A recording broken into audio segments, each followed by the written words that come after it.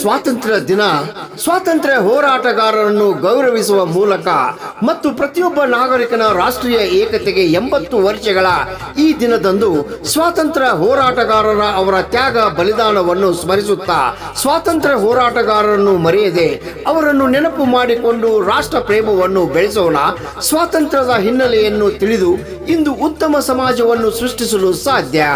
ದೇಶದ ಸ್ವಾತಂತ್ರ್ಯವನ್ನು ಯುವ ಜನಾಂಗಕ್ಕೆ ತಿಳಿಸಿ ದೇಶದ ಸಂಸ್ಕೃತಿ ಪರಂಪರೆಯನ್ನು ಹೆಚ್ಚಿಸೋಣ. ರಾಷ್ಟ್ರದ ಹಿತಕ್ಕಾಗಿ ಪ್ರತಿಯೊಬ್ಬರು ಶ್ರಮಿಸೋಣ. ಅನೇಕ ಮಹಾಪುರುಷರನ್ನು ಇಂದು ಸ್ಮರಿಸಬೇಕಾಗಿದೆ.